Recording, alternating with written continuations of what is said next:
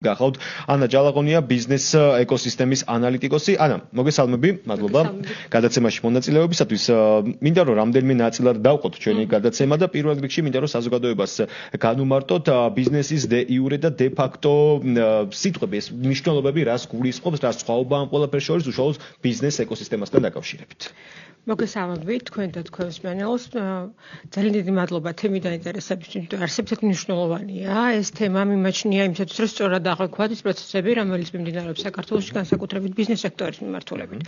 დღეს საქართველოს შეიძლება ითქვას არის ტრანზიციული ბიზნეს მოდელის მოცემულობაში და ამ ფორმატში ძალიან დიდი მნიშვნელობა აქვს ისეთი შრეების ურთიერთთანხმდრას, როგორც არის მაგალითად პოლიტიკური ეკონომიკური მოქნილობა, პოლიტიკური ვალატილობა და აღქმები და მოლოდინები, რომელიც შესაძლებელია არსებობდეს ბიზნესში მიმდინარე რეგულაციებთან ან მოსალოდნელ რეგულაციებთან მიმართებაში. იმიტომ რომ ძალიან ხშირად რეაქციები და ასე რომ ვთქვათ, ნაბიჯების გათვლა აი ასეთი ტიპის ფორმირებულ მოცემულობაში ხდება არა უკვე არსებულ სამართლებრივ რეგულაციებს დაყრდნობით, არამედ თუ რა მოლოდინები არსებობს, რა შეიძლება მოხდეს. შესაბამისად, როგორც წესი, რეაქტიული ტიპის მოქმედებები წინ უსწრებს სამართლებრივ რეგულაციებს. და რას ნიშნავს დე იურე და დე ფაქტო აქედან გამოვდივართ უკვე, იმიტომ რომ ერთი არის ის სამართლებრივი ჩარჩო, სამართლებრივი მოცემულობა, რომელიც არსებობს, რომელიც არეგულირებს ბიზნესის ეკოსისტემას, არეგულირებს თამაშის წესებს, არეგულირებს ბიზნესის მოქმედებას, მოქნილობას და ასე შემდეგ. შესაძლებელია ითქვას, რომ საქართველოში დე იურე, ანუ სამართლებრივი მოცემულობა საკმაოდ კარგია, ეს არის ლოიალური ბიზნეს გარემო, ეს არის კარგი საგადასახადო სისტემა, ეს არის საკმაოდ გახსნილი შესაძლებლობები, მათ შორის შიდა თუ რეგიონალური და ლოკალური განვითარების კონტექსტში. თუმცა არსებობს მეორე მოცემულობა, რაც არსებითად უფრო მაღალი გავლენის მატარებელია, ეს არის დე ფაქტო, ანუ რეალური ქმედითი და რეალური ქცევითი მოცემულობა, რაც ხდება ბიზნესის ნაწილში. ამ მოცემულობის გათვალისწინების დროს უფრო მეტია ეფექტი და მისი გავლენა ბიზნესზე, იქიდან გამომდინარე, რომ ეს არის ის თამაშის წესები, რომელიც აცდენილია ან სახეცვლილია სამართლებრივ ფორმატთან დაკავშირებით და იწვევს რეაქტიული სახის რეაგირების საჭიროებას. კი ბატონო. მათ შორის ახლა მარტივად რო ვთქვათ, ხო, ერთ-ერთი შესაძლებელია მსგავს ტიპის რეაქტიული მოქმედება გამოიწვიოს, თუნდაც მოსახლეობისთვის და ჩვენი მსმენელისთვის რა ადვილად გასაგები იყოს, ეს არის ფასების კომისიის შედეგიანობა, ხო? ეს არ არის ის რომ მხოლოდ შესაძლებელია იყოს გამოკვლევა იმისა, რა გამოიწვია ფასთა წარმოქმნა, ხო? ეს არის ის ზეწოლის პროცესი, რისკების გათვლის და მოლოდინების პროცესი, სადაც ბიზნესი იწყებს წინსწრების განსჭვრეტის მცდელობა აქვს მას, რომ რა შეიძლება ამას მოყვეს. როგორი სახის რეგულაციური დატვირთვა შეიძლება დაემატოს მას საქმიანობის სფეროს. რამდენად მძიმე მოქნილი ან რთული იქნება ის ტვირთი სამართლებრივად, რომელიც ამას მოყვება. აქედან გამომდინარე, ის იწყებს წინსწრების რისკების დაზღვევას. ანუ ჯერ არ არსებულ სამართლებრივ რეგულაციებზე რეაგირებას იწყებს რეაგირებას იმისათვის, რომ იმ მოლოდინების კონტექსტში დააზღვიოს საკუთარი ბიზნესის საკითხი. თუმცა აქვეც აქვს არსებითი მნიშვნელობა იმას, რომ უკვე ასეთ ფორმატში ასე ვთქვათ, შედეგიანობა ბიზნესის აღარ არის მხოლოდ სამართლებრივი რეგულაციების ზონა და ამ ჩარჩოებში ლავირება, არამედ ხდება ის, რომ სწორად გათვალო განსჭვრიტო შესაძლო მოლოდინების კონტექსტი და აქედან გამომდინარე მოახდინო სამომავლო ნაბიჯების განსაზღვრა, დაგეგმარება და აღსრულება წინსწრებით. ზუსტად ეს არის ძალიან ის რთული რისკი ბიზნესისთვის, იქიდან გამომდინარე, თუ სამართლებრივი რეგულაცია ეს არის დაწერილი მოცემულობა, რომელიც გულისხმობს კონკრეტულ ჩარჩოებს, რომელიც გულისხმობს საზღვრებს, ვადებს, მოცულობას და ასე შემდეგ, დე ფაქტო რისკები, მათ შორის კიდევ ერთხელ პოლიტიკური ვალატილობა, რომელიც ასევე გულისხმობს, რომ ეს ქმნის სენსიტიურობას, ეს ქმნის საერთაშორისო პარტნიორებთან გარკვეულ სირთულეს, ეს ქმნის გრძელვადიანი განსჭვრეტადობის პრობლემას, ეს ქმნის დაგეგმარების პროცესის შეჩერება, შებერხება, შეწყვეტას. ეს ყველაფერი ხდება ის ტვირთი, რომელიც შესაძლებელია სამართლებრივად იურიდიულ მოცემულობაში არ იყოს ასახული როგორც წინაპირობის, ასევე შედეგიანობის საკითხში, თუმცა არსებით მნიშვნელობას ატარებს იმაზე, თუ როგორ რეაგირებს ბიზნეს ეკოსისტემა ამოცემულობაში. მაინტერესებს, რისკებზე ისაუბრე ნაწილობრივ, რომ ჩავშალოთ ეს საკითხი, რისკები და ზოგადად სენსიტიური საკითხები რამდენად მნიშვნელოვანი არის გასაგები, მაგრამ რამდენად ფართომასშტაბიანია დღევანდელი რეალობიდან გამომდინარე, თუნდაც საქართველოს მაგალითზე რომ ვისაუბროთ. ნახეთ და როგორ უნდა იქნას წინსწრებით მაინც მეტნაკლებად შემცირებული ეს ყველაფერი, რათა თადარიგი იქნას ბიზნეს სექტორის მხრიდან დაჭერილი, რომ რაიმე სახის შეფერხება არ გამოიწვევს, რაც შემდგომ საბოლოო ჯამში საზოგადოებაზეც ისახება. აბსოლუტურად სწორი მიდგომა. ნახეთ, ბიზნესი არის ყველაზე სწრაფად რეაგირებადი, გამოწვევებს ყველაზე სწრაფად რეაგირებადი ნაწილი საზოგადოებისა, ხო? ის ეკოსისტემა, რომელიც იქმნება, კიდევ ერთხელ ვამბობ, უნდა გავმიჯნოთ სამართლებრივად და ფაქტობრივად. ერთის მხრივ ნახეთ, სამართლებრივად ძალიან სწორი მიდგომაა ის, რომ თუნდაც ხდება შრომითი ბაზრის რეგულაცია, ხდება გარკვეული, გარემოზე ზეგავლენის კუთხით შეზღუდვების შემოყვანა მათ შორის წლოვანებასთან დაკავშირებით, ხო? კიდევ ასე არაერთი გადაწყვეტილება არის, რომელიც შესაძლებელია ითქვას ზოგად ჭრილში სამართლებრივად ძალიან სწორია, ძალიან მაგრამ ნახეთ, ახლა თუ შევხედოთ ფაქტობრივ მოცემულობას. აქ ფაქტობრივ მოცემულობაში მნიშვნელობა არა მარტო რამდენად სწორია რეგულაცია განცალკევებულად, არამედ იმ დროს იმ მოცემულობაში და იმ კონტექსტში რამდენად შეესაბამება ბაზრის მოთხოვნას და მზაობას აღასრულოს ეს რეგულაცია. მოახდინა თუ არა შრომითი ბაზარზე ამა რეაქცია. მოახდინა თუ არა მაგალითად იაფი მუშახელის, ან პირიქით კვალიფიციური მუშახელის დაქირავება სამსახურში აყვანის პროცესზე. შექმნა თუ არა ამან დამატებითი ხარჯები და რისკები ბიზნესისთვის. იგივე ვთქვათ, ერთ-ერთი ყველაზე მსხვილი ბიზნეს სექტორი საქართველოში ეს არის ავტოიმპორტი.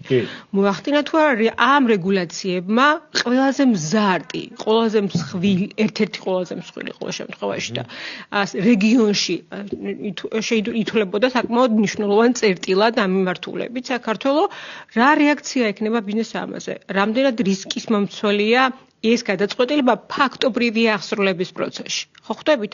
ანუ ჩვენ შესაძლებელია მივიღოთ განცალკევებულად თუ შევაფასეთ იდეალურთან მიახლოებულ სამართლებრივ ბაზა და მაგრამ თუ ის აცდენია დოლოს კონტექსტ და ბიზნესის მოთხოვნებას ან მზაობას, ეს ხდება არა მხარდამჭერი რეგულაცია, არამედ პირიქით ის რეგულაცია, რომელიც არსებით დაზიანებს ბიზნესის არსებულ მოცემულობას, სამომავლო გადაწყვეტილებებს და საბოლოო ჯამში იმ მოსახლეობის შესაძლებლობას, რომელიც ავტოიმპორტიორების საკითხი ახსენე და ეს მართლაც ყავდა არაერთი წარმომადგენელი მათი მხრიდან, თუნდაც ასოციაციის წარმომადგენელი და ყველა არის შეშფოთებული აი ამ გადაწყვეტილებით, გასაგებია თითქოს შემდგომ ცვლილება შევიდა კანონში, რომ ახალი ნიუანსები დაემატა, რაღაცები ამოღებული იქნა, მაგრამ მაინც საბოლოო ჯამში სურათი არის ისეთი, რომ ყველა ნეგატიურად არის განწყობილი აი ამ ახალი ინიციატივის მიმართ. მაინტერესებს ეს ყველაფერი, მოდი ამ ხაზს გავყვეთ რამდენიმე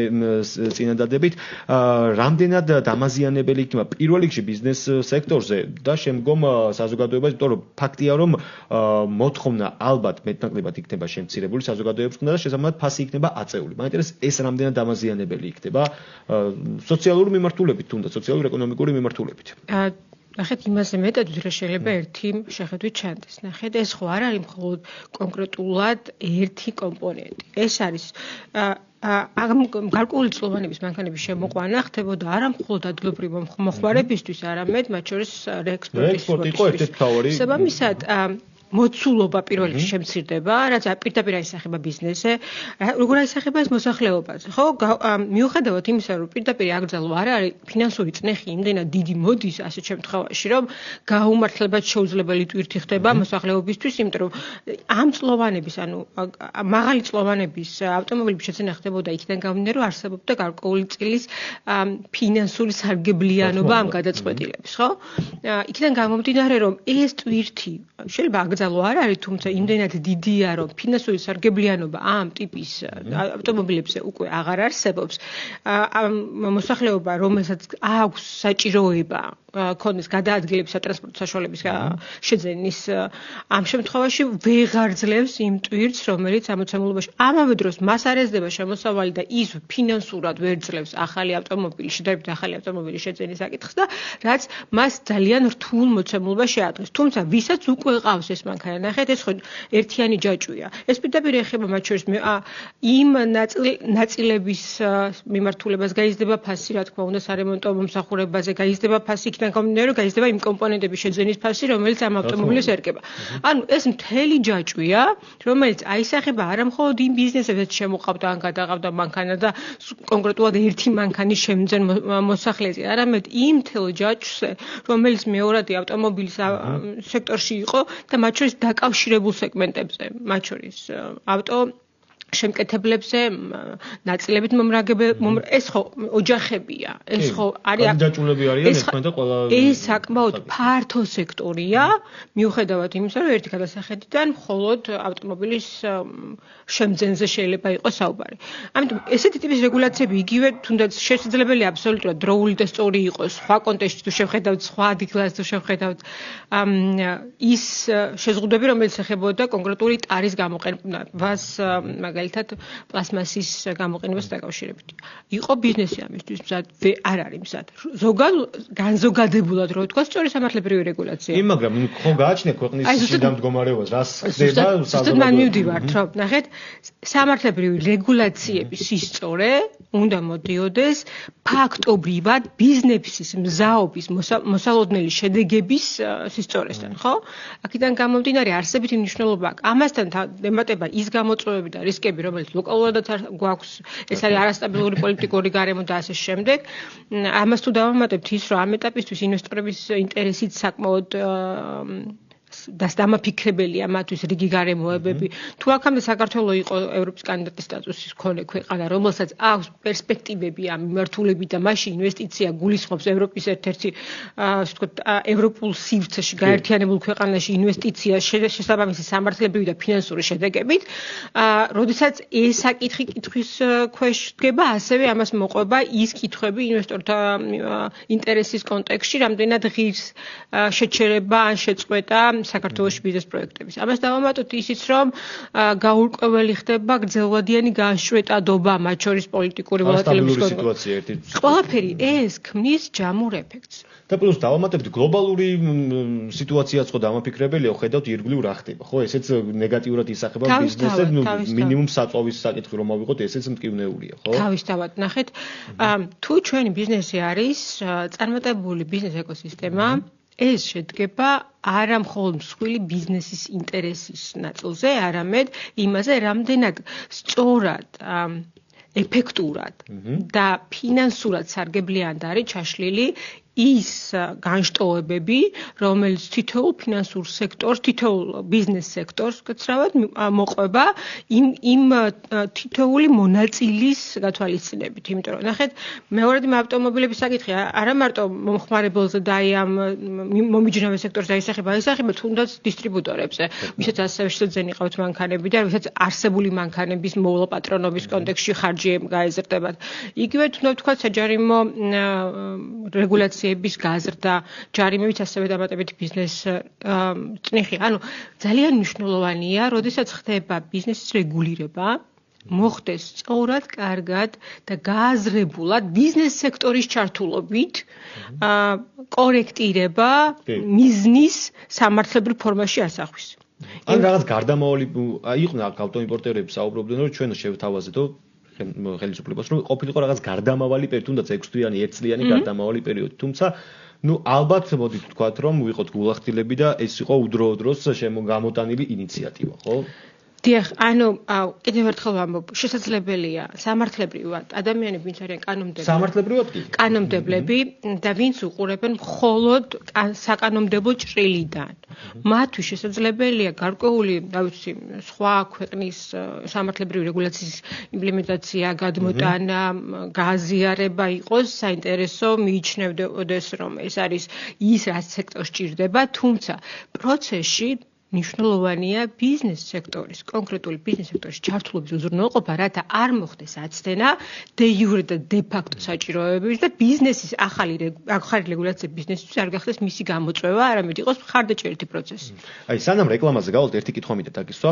ახსენე რომ სხვა, ჩვენი და ევროპული პერსპექტივებიც იყო ახსენები ჩვენ საუბარში, მაგრამ მაინტერესებს ასევე ერთი საკითხი, რამდენად სწორად, ოპტიმალურად და მიზანშეწონილად ხდება თუნდაც იმ დახვეწილი კანონების თუ რეგულაციების გადმოტანა ქართულ რეალობაში, რაც არის სხვა განვითარებულ ქვეყნებში, იურიდიული მიმართულებით. ეს მაინტერესებს. ჩამჭრელი კითხვა. მაგრამ საინტერესო.